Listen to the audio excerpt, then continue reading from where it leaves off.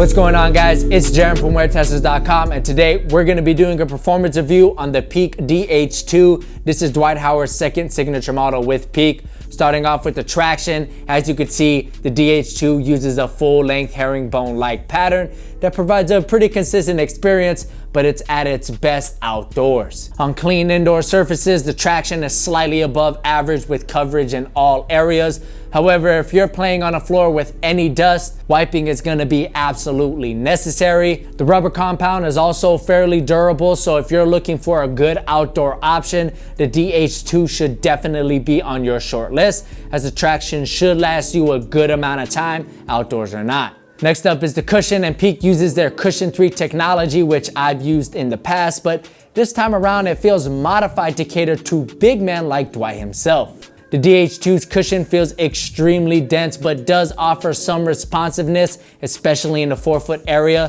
where there's what PEAK calls an R pad. In this area, you're gonna get a lot more responsiveness than the heel, which absorbs a lot of impact on hard landings.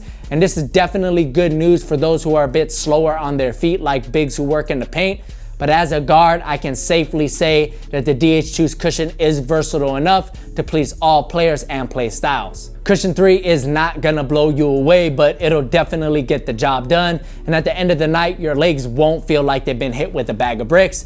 But it would have been nice to see PEAK use something a little bit lighter, since the DH2 is extremely bottom heavy, and that can tire out your legs pretty quickly. Moving along to the materials, the DH2's upper brings back the PEAK surface technology we saw on the TP4, but the DH2 does some things different that I like and some things that I don't. The heavy overlays in the midfoot and heel and overall unbreathability of the upper is something that I definitely don't like, but the collar area is heavily padded and extremely comfortable. If you're familiar with Adidas's GeoFit technology, then the collar on the DH2 is gonna feel very similar to that.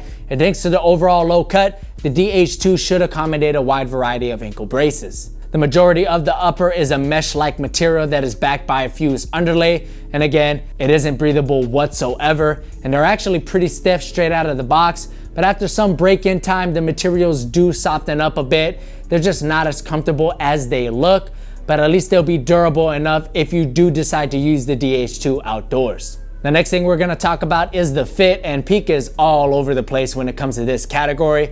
And after having one of the best fits I've ever had in the TP4, I wasn't so lucky with the DH2. The fit in the midfoot and heel are absolutely fantastic, with the midfoot maybe being a little bit too tight, but the overall lockdown in these two areas are absolutely great. And I wish I could say the same thing for the forefoot, but that's just not the case. There is a lot of dead space in this area. Not only is there too much volume, meaning there's space in between the top of my foot and the shoe itself, but the forefoot is also fairly wide, which gave me a clown shoe-like feel. I just wish that the fit in this area played it a little bit closer to my foot, because I was pretty distracted with the fit in this area.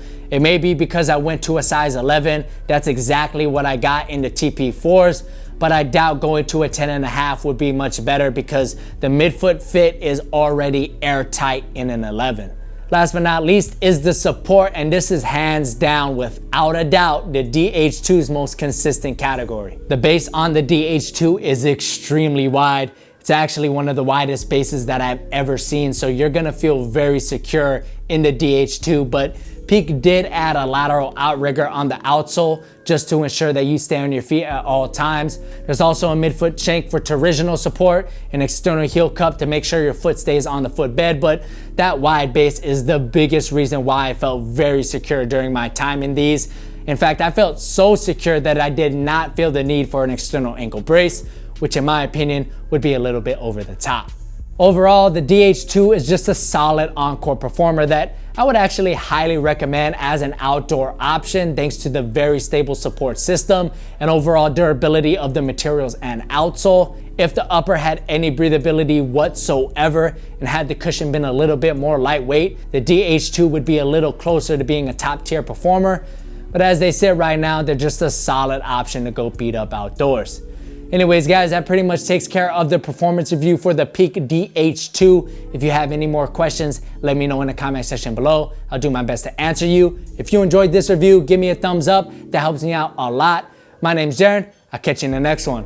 Peace. Detailed look at the Nike Zoom Rev. This is Nike basketball's next chapter in their Hyper Rev line.